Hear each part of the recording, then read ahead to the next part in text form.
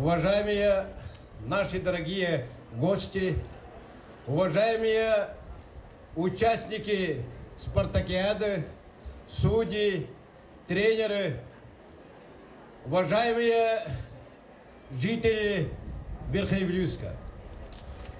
Разрешите от имени главы республики Егора Афанасьевича Борисова, от имени правительства республики и Организационного комитета юбилейной спартакиады Игоря Манчары поздравить открытием стадиона Ускогун и спортивного комплекса Верхневилюйска.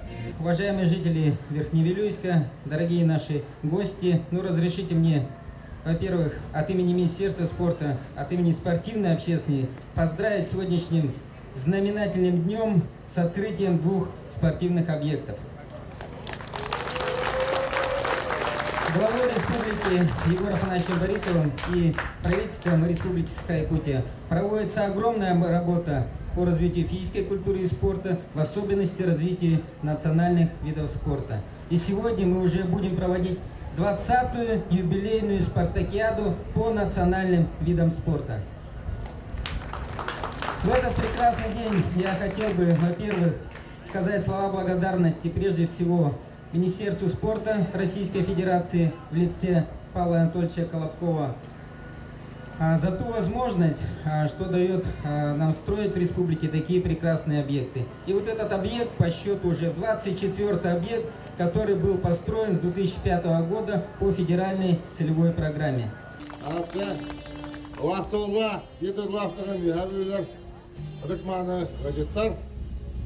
Уважаемые земляки, верхневилюйцы, уважаемые гости, я сегодня хочу выразить свою большую радость, огромную радость по поводу ввода в действие 2 больших объектов.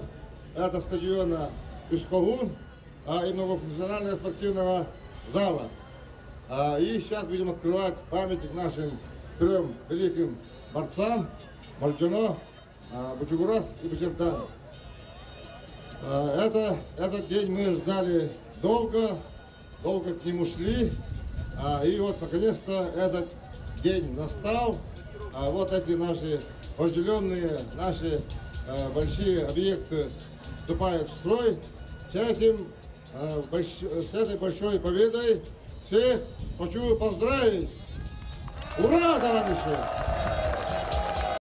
Этот объект мы начали в 2014 году. Благодаря выигранному конкурсу. Объект строился 3 года. Первый год мы все вертикальные работы выполнили. Второй год в основном основание бетонирования делали. И в этом году все в срок завершили этот объект. На строительство этого объекта ушло 370 миллионов. Вот, всего за 3 года мы освоили этот объем. Наша организация уже построила в Намсах такой же объект.